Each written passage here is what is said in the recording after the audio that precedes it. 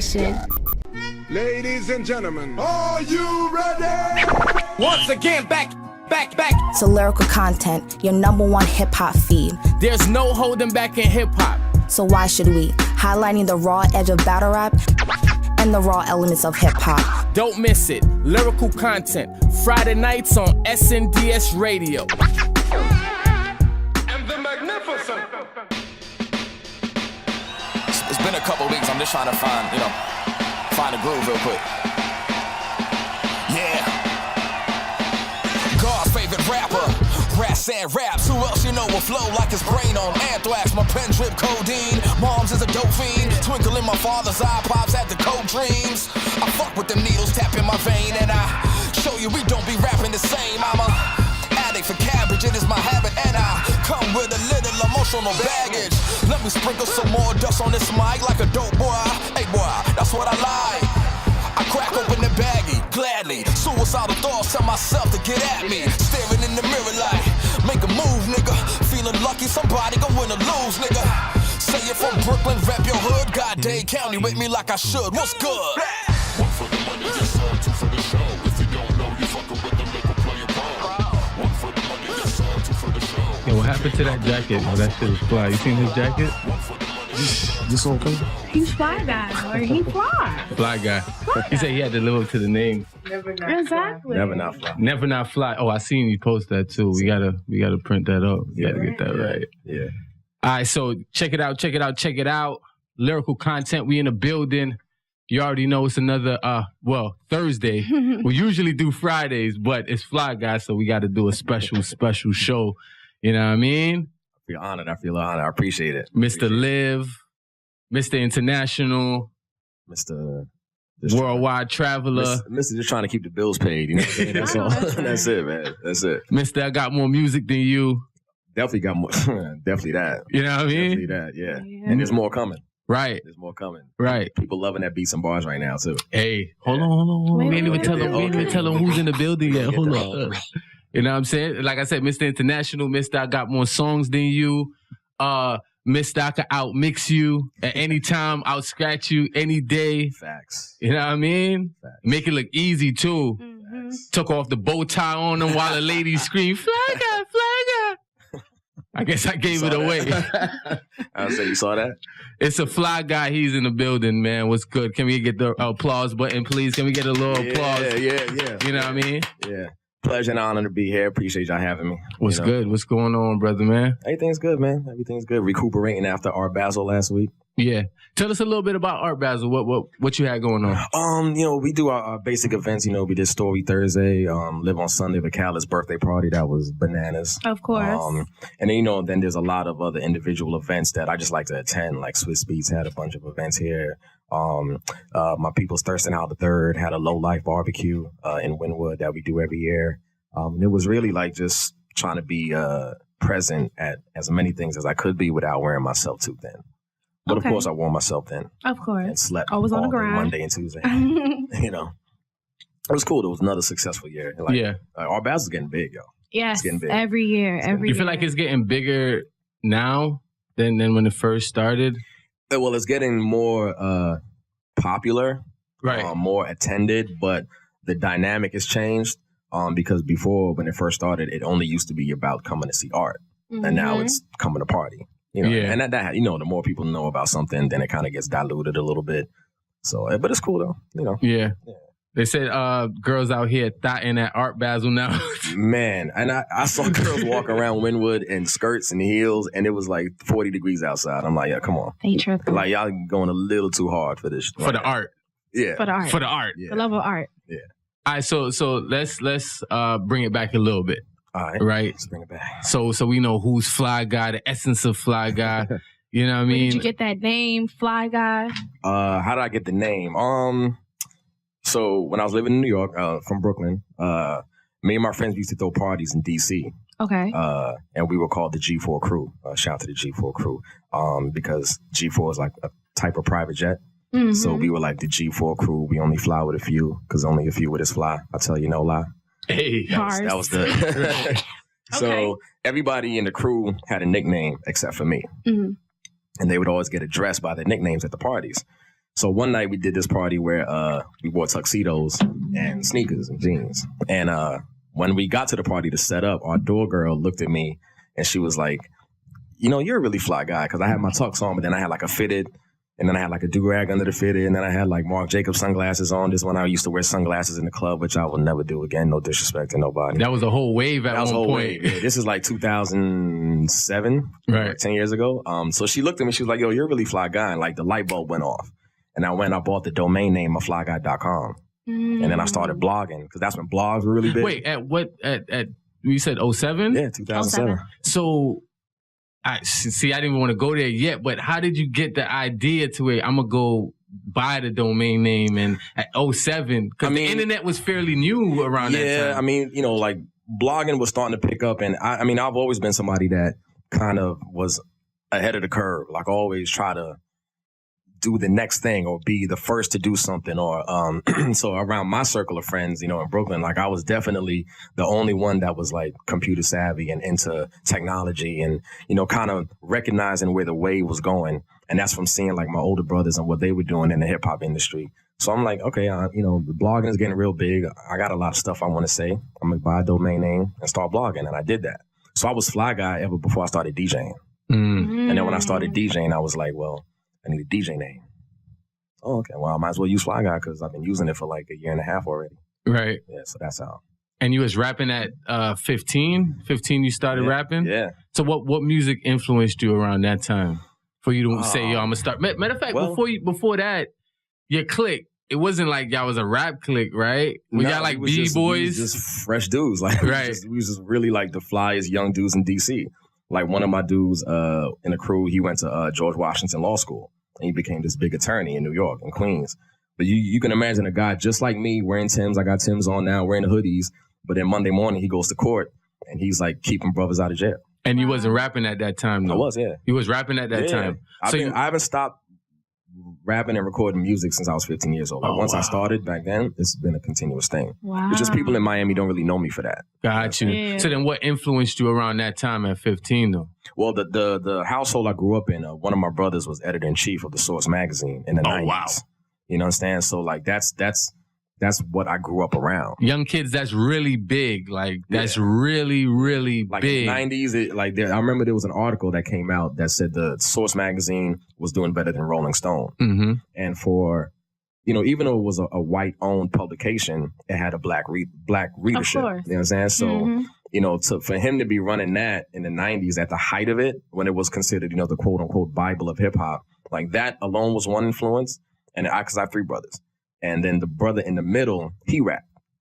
So I would like go to studio sessions with him and basically just try to emulate what he was doing. And like I used to steal his rhymes and then go to school and like battle dudes in the locker room early in PE class. And they're like, yo, you nice. And they're like, yeah, y'all don't know. These are my brother's raps. And then I got good. I didn't have to do that anymore.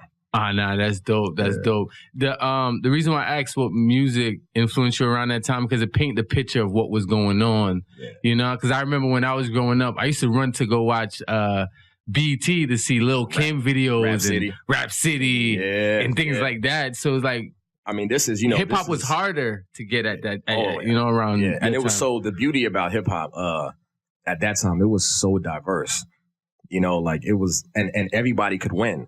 Like everybody was winning. Like Master P was winning, Cash Money was winning, Wu-Tang was winning, Snoop and Dre was winning. Like, you know, everybody was doing their thing. But for me, my influences came from like Big Daddy Kane, Wu-Tang, early Jay-Z. Like I'm a huge Jay-Z fan, like Reasonable Doubt Jay-Z.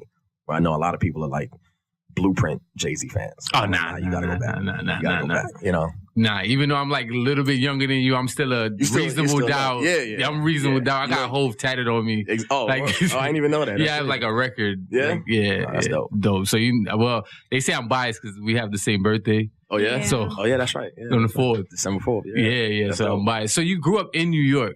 I grew up. So here's the thing. I was born in South America in Georgetown, Guyana. So I'm 100% Guyanese. I didn't become a citizen of the United States till I was 17. Oh, wow. 18 when I got out of high school. So when I left Guyana, I moved to Brooklyn. And then when I moved from Brooklyn, my family moved to Miami. So from 88 to 98, I was in Miami. And then when I got to college, I went to FAMU, Florida A&M. and I ended up dropping out for, a bunch of different reasons. I moved back to New York. So I was in New York 99 to 2008.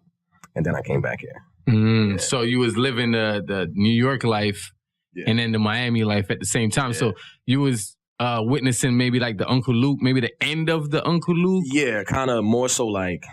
Early Trick? Like when I was, early Trick. Like when I got to college, that's when somebody put me on the Trick Daddy. And that's when I came across, I think, www.thug.com. Yeah. And that's when I heard Nan and all that. Like, first time I heard that, I was in New York. I heard it on High 97. Funkmaster Flex played it. And I was like, oh, dude's from Miami? Oh, yeah. That's dope. Because I was going to ask if you took the Miami music and brought it back up north. I mean, like I was in... Because the interesting thing was like, because, like having two older brothers, one 5 years older than me, one 9 years older than me, they were very much Brooklyn dudes. Mm-hmm. So my influences still came from them. It was like New York Mets posters in the bedroom wall. And it was that type of dress, that type of slang, that type of everything. So I never really, I guess, adopted the Miami dialect or slang, but I still appreciated the music, appreciated the weather, appreciated the people. So that like Miami is just as much a part of me as Brooklyn is, as much as Guyana is. So that's why like the next tattoo I get will be all 3 area codes. Oh, that's so yeah. Because you said it in the song though. You said you mentioned something about New York, but then you said like Miami is in you or Florida is in you, something like that. At some point, like all the music I do, I try to make that reference at some point, so that nobody can ever try to say that I care more about one than the other or I represent one more than the other. Like I'm complete package with that. Yeah. So yeah. But you can definitely tell your influence is more up north, though. North, yeah. Definitely. Yeah. You know what I mean? Not that it's a knock on the South, but not at all. You know what I mean? Because when I moved from Jamaica and I came here, I was still influenced by up north music. Right. Like Jay-Z, the DMX, Jadakiss. Those guys really captivated me. Lil Kim. Yeah. I used to love Lil Kim. Right. Still do to this day. Hardcore is my shit. That's all, You know what I mean? Notorious K.I.M. is my shit. Mm-hmm. Yeah. You know what I mean? So I could understand, you know. I mean, even with all the up north, influences in music, like my favorite rapper of all time is still Scarface. Oh, that's Houston, Texas. Yeah. You understand? Like I was listening to Bone Thugs in the locker room during football practice. Yeah. So I just love hip hop, period. I didn't care where it was from, or it didn't really matter what my preference was, because I just loved all that shit. Yeah. So yeah. They say a lot about a person, right? Prince or Michael? Who's better? Now, who's better? Because if you say who's better, you have to go Prince. You got to go Prince. You have to go Prince. Speaking from putting my DJ hat on in a party, like Michael. Always. Michael. Yeah. Michael. So the music just connected differently to a broader audience. So what about your personal listening pleasure? Between the two of them? Yeah. Still Michael. Still Michael? Yeah. Oh man. But I can appreciate the genius that Prince was. Mm-hmm. But, Michael was just... Prince made garbage people sound good, yo. Yeah. I mean, the incredible thing about Prince is that he wrote and scored everything. Played the instruments. Played all the instruments, right? Like, I know those royalty checks were bananas. And they say he has like hundreds of songs that he never put out in the vault. Yeah, I believe it. And like his posthumous album would be... Yeah. That might fuck around and beat Thriller as the best-selling album of all time, if that ever comes out. Yeah. Yeah, that's facts. Who is, that lead me to a question. Who is some of like your dream features that you would want to do? Dead or alive, it doesn't matter, Shit. Right now, I would love to do a record with Big Crit. Big Crit. Popcorn player. Yeah. They be sleeping on Big Crit, man. On him so hard, man. And, I heard he recently just got off of Def Jam. Like, he was on Def Jam and, like, nobody really knew. Like, you were on the premier hip-hop label that every rapper wanted to be on, like, in the 90s and the 80s. Everybody, like, if you were on Def Jam, like, I even heard Jim Jones say this in an interview recently. He said, like, if you were on Def Jam, you were pretty much already, like, solidified to go platinum or whatever. Facts. Because you had that type of machine behind you. Facts. That was, like, the essence of hip-hop right there for record labels. So he was on Def Jam and it was like, nobody gave a fuck. And from the label standpoint. Yeah. You know what I'm saying? It didn't seem like they put any effort or energy into him. Mm-hmm. And that's sad because he's incredible, man. Incredible. Make his own beats. Write his songs. Rap his ass off. Rap his ass off. Now he's independent, and I think he's in a better space now being an independent artist. You know what I'm saying? So it's cool. Yeah, what is it? Damn, there's so much dope songs. I'm trying to remember that one. Banana Clip. My sub is fire too, but as a DJ, I could tell you like that. Yeah. My sub, yeah. What age you started DJing? Shit. When I came down here the second time, 28. After college. Yeah. Well, when I left Brooklyn and came back in 2008, I started DJing. So was you scratching in Brooklyn and doing all that stuff, or you came down here and was I might have touched turntables twice. While I was still in New York, twice. Just to like do like my cousin's basement party or some shit like that. But me as a DJ, like, okay, now I'm a DJ. That happened down here on South Beach at a place called Love Hate.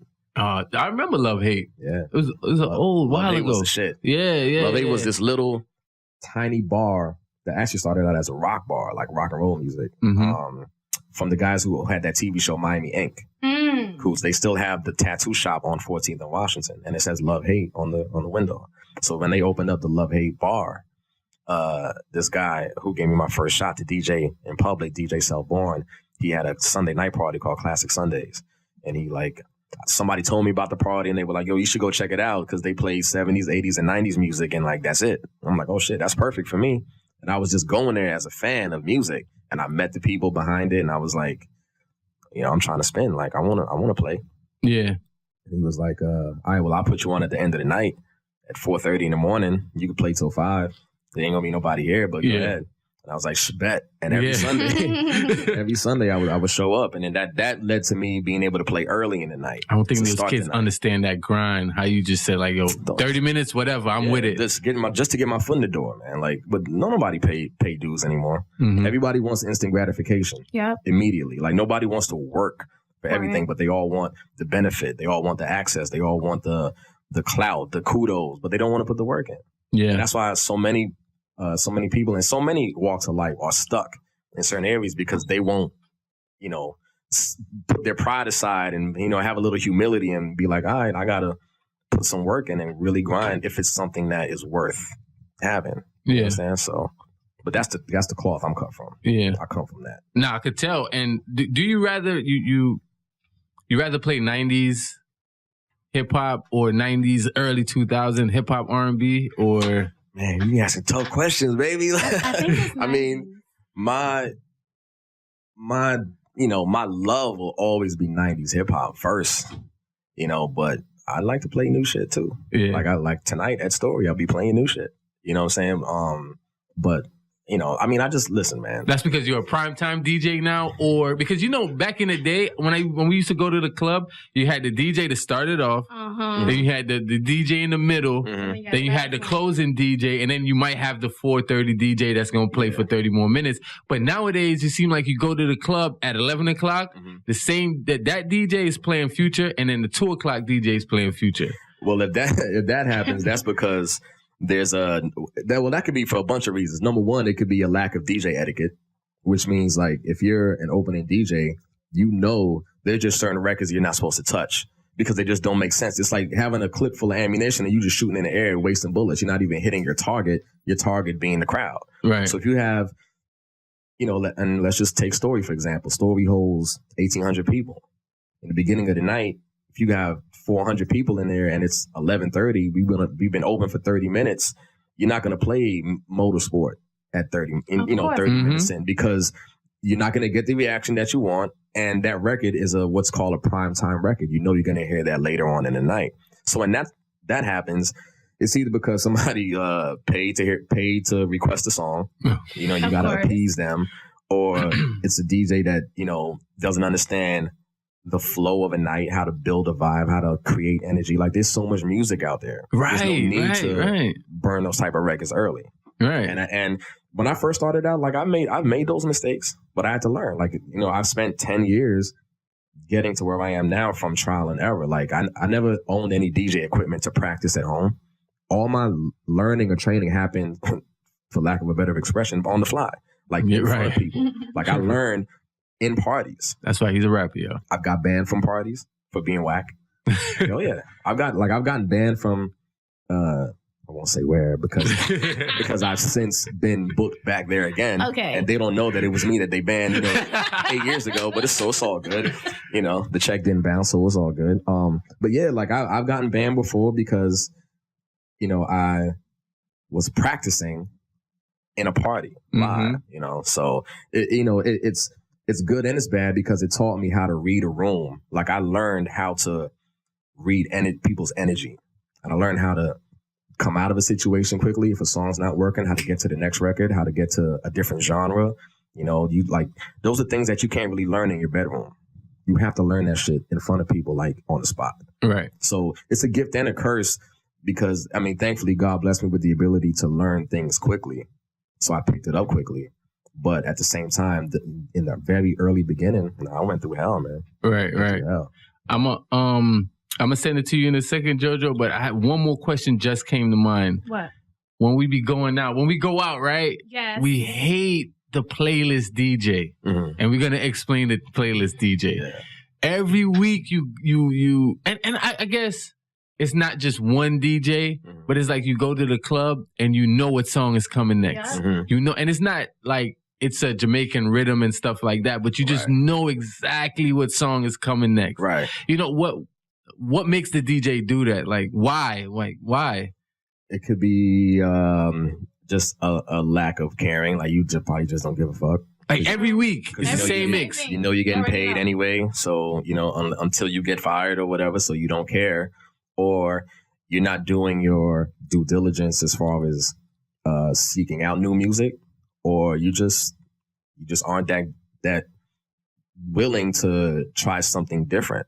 You're not willing to push the envelope and create an experience for the crowd, and that's the shit that I love to do. Like it's nothing better to me than being able to there are nights where I'll play like a Jay-Z record and an Aerosmith record and a Beatles record and an Outkast record back to back to back to back. And when you make that type of shit make sense in a 7-minute period, and you have all those different eras and genres in one instance, and you just see people's reaction and they smile and they laugh, they high five, they take a shot, whatever they do. Like that's the shit that makes this shit fun. Yeah. I can't even lie. Like I've been guilty of getting stuck in a rut at times and playing it safe at times, but I've done that less than not do it. You understand? Like I've pushed the envelope way more than those times where I've gotten like complacent and comfortable. And it doesn't necessarily mean it's the same exact song, but it could be the same exact feel, the same exact mood. Because they're like songs have, for example, a lot of DJs make mistakes where they just play based on BPM, on the beats per minute. So long as the song is the same tempo, they're going to play it this after this after that. Yeah, that's what we mean. Yeah. And that fucks up because every song has a different mood. Just because it's the same tempo doesn't mean it's the same feel. Mm-hmm. So you might be playing a record like Meek Mill Monster. Money turned into a monster. Woo! That's a high energy record. Snoop Dogg, Drop It Like It's Hot is the exact same tempo. So if you go from Meek Mill, woo, and then you go to when the pin's in the game, it's like, oh, okay. Now you're taking the crowd energy, you kind of sucked it out of them a little bit. You're like, damn. But if you want to keep them at that high energy, you would go from like Monster to like Annie Up. And then you would go to like Welcome to the Jungle. And then you go to like, you know what I'm saying? Like but again, I'm just saying how I do. Yeah. I can't really. So is it a lack of catalog or a lack of knowledge of the music itself? It's that too. It's that too. And this is why, like, DJs used to talk shit about me all the time in the beginning. I'm sure they still do. Because they're like, yo, like, you never had to carry crates of records. You don't know what it's like to go digging in the crates and going, everybody, Serato DJs have the internet now, whatever. I'm like, motherfucker, I know music. And I probably know music better than you coming from the lineage I come from in this business. You understand? So it's not about me not being in the era of going out to buy records because my knowledge of music is there, which is why I can play the way that I play. Mm-hmm. Because I've been listening to music since I was 3 years old, listening to Michael Jackson, watching Thriller. I didn't start listening to music when I started DJing at 28. Mm-hmm. You know what I'm saying? I'm in my 30s now. My music knowledge has continuously grown, decade after decade. So it could be they don't know music, or again, they don't care, or they, Like when did Swag Surf come back? Like Swag Surf. I mean, honestly, no. Swag Surf ain't never go out of style. Like it did. It had a moment where it left and then it came back. Like no, listen. That Swag Surfing is the type of record like Swag Surfing is in the same family of records like Biz Markie, Just a Friend. Oh, okay. It's in the same family as records like Rob Bass, It Takes Two. It's in the same record as same family as a record like More Money, More Problems. Cha-Cha Slides, thing like that. These are records that will always work if you play them the right way at the right time, because there's a guaranteed response that you're gonna get from the majority of the crowd. Maybe not everybody, but from the majority of the crowd. Mm-hmm. Yeah, it's just you just gotta know how to. These songs are tools, man. Songs are tools. They're weapons. You just got to know how to use them right. Mm-hmm. And I see DJs fucking them up all the time. Yeah. Misusing the weapons. And that's why people walk out of parties early or like, y'all be mad and shit. Like, I mean, hell. Just over it. Man, play that shit at 4:30 when I'm leaving, man. That's a fact. Yeah. Jojo, go ahead, man. Let's take it back to 2008. Have you been on tour with any people in 2008? 2008, I was on the Rock the Bells tour as a rapper. Yeah, opening for Ray and Ghostface. Oh, that's crazy. Yeah, myself, I was part of a collective of MCs called The Outfit. They're from Staten Island, New York. One of the guys in the outfit was is the younger brother of Capadonna. Mm-hmm. So it's another guy in there is managed by Raekwon's brother. So it's very heavily Wu-Tang influence and a very close knit with the Wu. So I was the only rapper from Brooklyn around 5 Staten Island rappers, which is cool for me because I love the Wu. So I love being able to record in the same studio that they recorded in, and it was dope. That was crazy. So was it the same Wu-Tang? Like when they first came out, they were real hype and real, everybody get their head bust. Was it the same Wu-Tang you was touring with, or was it a little bit more calm environment? So on the tour, even though we opened for Ray and Ghost, Method Man was also on the tour, but it was him and Redman. So Method Man was exactly the same. He's still the same now as he was then. But the other guys, might be a little less energetic, because they were older and they're older now, but it's still legendary. It's still iconic. Yeah. You know what I mean? Like that shit, me being on stage in front of 10,000 people, and just for me to be like, y'all ready to see Raekwon? And then everybody go fucking, like that shit made me feel good. That's crazy. You know what I'm saying? Like, so that's crazy. That was a hell of an experience, man, like as an MC and just coming off of that, going from that to coming down here and then there really being no outlet for hip hop for like shows kind of hurt. Cause I was used to doing 3 shows a week in New York. Just open mics and showcases and throwing my own showcases. And then I come down here and it was like nothing. Dead. And I'm like, well, where is the avenue for the Southern MC in Miami to have a place to display their talent, to be seen, to be heard? Like it's not, I don't know where it exists. The one thing I came across back in 2008 was this thing called Miami Live. It used to happen on Wednesday nights at Santos on Lincoln Road. And it was Michael Mad and this guy, BB Lewis, BB from Circle House. Mm-hmm. So it was like a dinner party, and then you would have a DJ, shout to DJ Obscene, and then you would have the Miami Live band that was ran by, orchestrated by Larry Dog. Shouts out to Larry Dog. Yeah. So you would have like, and it would be cool because it's like a dinner party, and then it turns into an after party, but then like, Ace Hood might be in the building and jump on stage with Khaled, or Trina might be in the building and get on stage. Or, it wasn't promoted like it's a show, but because all of these people were in there just catching a vibe, it kind of ended up being these performances happening with this live band. And that shit was dope. So a mutual friend introduced me to BB and Michael Mad, and they were like, yo, you should have this guy perform. He's really dope. So I went to the audition. That's when I met Larry Dog at the audition. And like from that point, after the tour, I did every Wednesday for like 3 months. And I ended up in the Miami New Times, and they were like, who's this guy?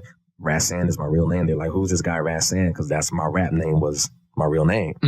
So who's this guy Rassan? He came out of nowhere. He's performing every week. I battled somebody there that night and beat the shit out of them, lyrically, not physically. And so that was cool. But then after that, it was like nothing. Nothing. I think it was only Larry Dog at a point that kept doing the open mics. Because when I was rapping, it was Larry Dog open mics. That was the only open mic I could go to when I was rapping down Larry here. Dog had me performing in some spot on 27th Avenue off 119th Street. Tucker's. Yes. Tuckers. Larry Dog. Yo, I'll Tuckers. never forget that night, man. Across the street from Miami-Dade. Yep. Yeah. Tuckers. Yeah, Club Larry Tuckers. Dog had me up in there on stage, you know, it probably had Tim's on that night too, and my super Brooklyn heavy. You know, but it was cool though. Like, just like with DJing, I'm like, just give me a mic, man. Just put a mic in my hand. I'm ready for any stage, anywhere, anytime. I don't care where it's at. So yeah. Let's switch gears a little bit. Matter of fact, JoJo, what else you got for me? You good? Can I take off? You know I'm about to take off. You can take off. Let's roll back a little bit. The song "Stay." Yo, that beat is fire. That's a Nas beat. Nah, I know. Yeah. I know. Yeah. That beat is fire, and you killed that shit. To come after Nas and still body some shit. I mean, that's deep. Listen, man, the thing, I guess I'm a weirdo when it comes to the rapper side of me, because I literally feel like music, like beats, talk to me. Like, I literally feel like the instrumentation, I used to say the same horns, shit. The bass drum, the kicks, they speak like to my soul, and the beat tells me what to say. So, you know what I'm saying? So I think sometimes the rhyme is only as dope as the beat is, because the beat pulls that out of you. You understand? So that's, you know, but thank you. That's an honor. That's an incredible compliment. I appreciate it. Nah, it's fire. In the song off rip, you jumped and you said you got a divorce. Yeah. Right? Was it because of you pursuing the industry? Was it too young? No, I think age played a factor. I was 25. She was 23. She had lived a very sheltered life. You know, like, I mean, not to get too deep, but like, I took her virginity. You know, she lived with her parents up until she moved in with me, and you know, like, she lived a very sheltered life. And I think she wanted to get a divorce. I didn't. And what happened was, she felt like she had a lot more living to do. Mm-hmm. And then we were too young to be in such a committed, serious, you know, relationship. So she opted to leave the marriage after a year. Mm-hmm. So we were together 3 years prior to getting married. And then when we got married, it lasted a year. Like, we got separated after 6 months. And then 6 months after that, I signed the divorce papers. Yeah. With that being said, that's dope, because in the song, he said, like, even after getting divorced, he was like, yo, being single is corny, it's whack. Yeah. You know what I mean? Yeah. So it's like, he didn't bash her in any way, and he didn't bash the situation. Nah. He was still saying, like, yo, being single. Man right there. Yeah, like, yo, and he said that in the song too. You want a grown man or what? Or something like that. Something like that, yeah. Something like that. Or I might have got the other song mixed up, but you said something like that in the song. I'm very, you know, and maybe because I'm older now, I pride myself on not degrading women in my music. I'm not really, like, I've done that. I've set enough bitches and hoes in my teenage years and in my early 20s, like, you know, for a lifetime. So I don't really feel like it's a need to address women like that anymore. You know, I might slip up and say bitch every now and then, but you know, whatever. But it's not like oversaturating my music, because I think that takes away from the subject matter and the content. But my very first album I ever did, there is a song, you can actually probably find it, it's on YouTube, that talks about my divorce. And that one wasn't so nice. That one wasn't so nice. But I was 26, so I was still like, I think I heard it. Out of My Life is the name of the song.